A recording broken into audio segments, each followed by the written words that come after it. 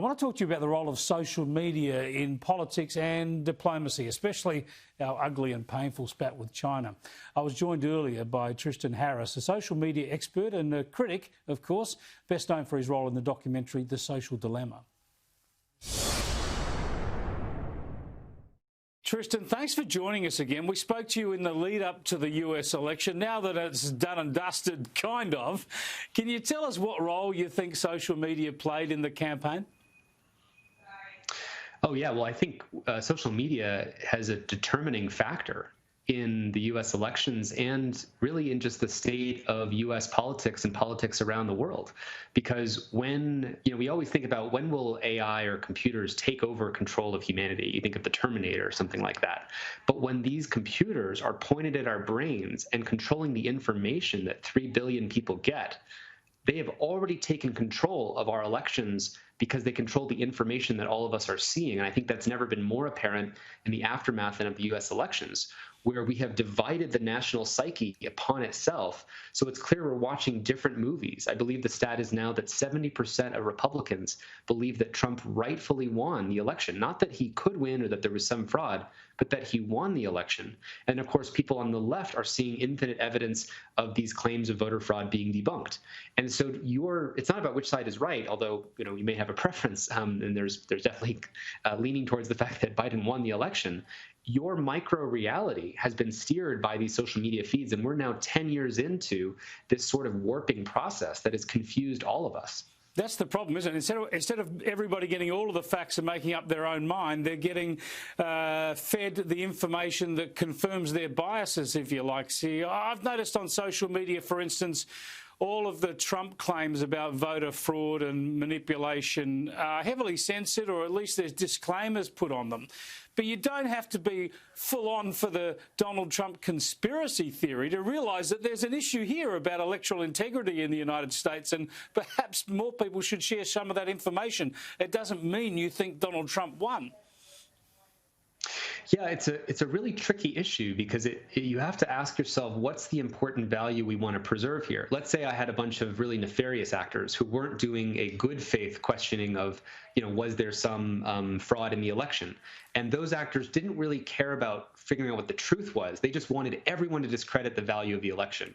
So they were spreading claims everywhere of there was fraud here. There was, I actually called in. There was a Detroit television station that called me in to talk about a fake news story that showed someone putting a bunch of papers into a big black box. And it looked like one of these sort of voter fraud, they were putting the ballots in the wrong box or something.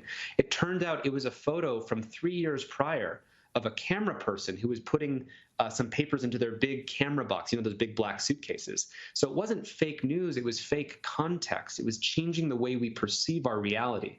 And the problem, as we say in the film, The Social Dilemma, is that fake news spreads 6 times faster than true news. And so even if there's a correction, like I know there's this case right now in Australia between Australia and China, if there's a correction, if there's ever an apology, that apology or that correction won't make it nearly as far as the most salacious or curiosity-grabbing piece of content. So the idea that, Trump won the election or that it was all a fraud is going to be much more good at capturing attention than stories that say that, yeah, we kind of thought that Biden won the election back on whatever it was, Saturday that week.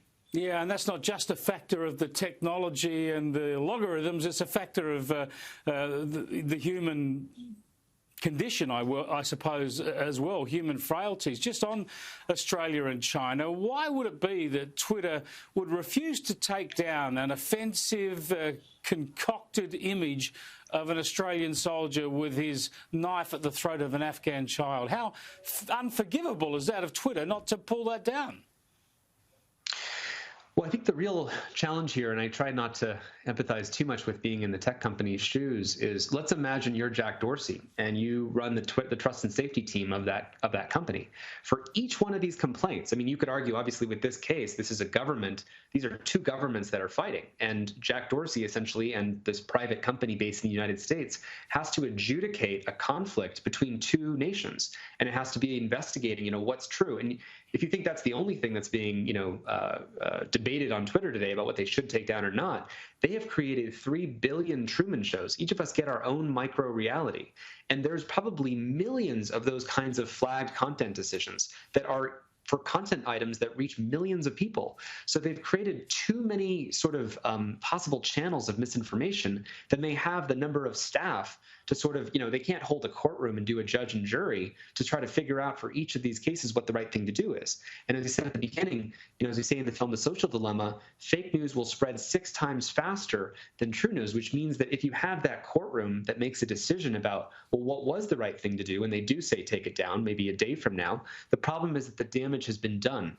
And so we really shouldn't get just upset about this one case or this other case. We should get upset about this business model that's about growing bad apples, that's about spreading the bad stuff, the incendiary content, the assertions, the conspiracy theories, way faster than the truth can catch up. And we as societies need to grow into a kind of awareness that this is happening. Otherwise, we're just going to be victims, and the world is going to collapse into a sort of disinformation hell.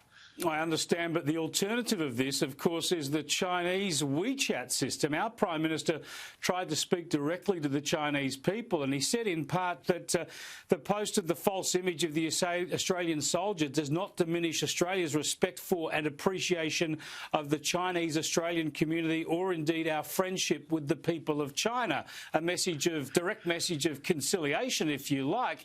Yet China pulled that down from WeChat. They censor that message to their own people.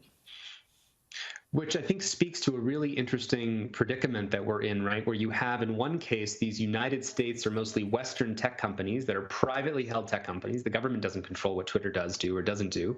Whereas in China, you have WeChat, where the government has a very direct way of sort of, controlling and pushing the tech companies in China, WeChat, and so on, to do what they want them to do.